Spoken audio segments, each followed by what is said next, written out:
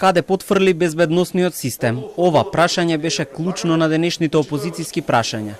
Одговорност за трагедијата во Кочани, од највисоко до најниско ниво. Повикуваат дел од пратениците. Миле Талевски од СДСМ нотираше пропусти кај органите на прогонот. Вели полицијата немала оперативни сознанија и план за проценка на ризик, при таков настан со повеќе луѓе меѓу кои и малолетници.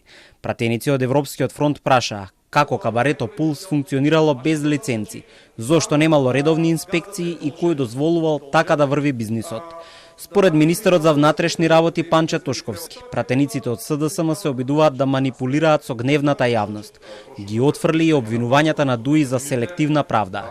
Механизмите за контрола по надлежност на Министерството за внатрешни работи покажуваат алармантни пропусти непосредно пред и за време на комниот настан на Бирото за јавна безбедност, на ОВР Кочани и на секторот за внатрешни работи од Штип. 34 физички лица, 3 правни лица. До сега. Истрагата е во тек. Ќе видиме колку ќе бидат, од кога ќе се превземат сите процесни действија од страна на јавното обвинителство и Министерството за внатрешни работи. Може би овој случај не е ништо повеќе од една политичка игра. Пред седницата во собрание, министерот за внатрешни работи одговараше и на прашањата на медиумите за текот на истрагата. На прашања на Телма, зошто не е постапувано по полициска проблемска информација од ноември 2022 година, со која се барало одземање на лиценцата на кабарето Пулс. Тошковски одговара дека и тоа ќе биде проверено.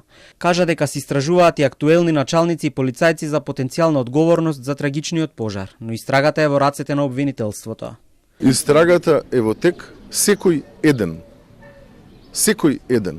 кој што без оглед дали сторил или не сторил одредено действие, врз основа на кое што ќе може да се извади причинско-последична врска со предметниот кривично правен настан, за разлика од предходно, сега ќе одговара.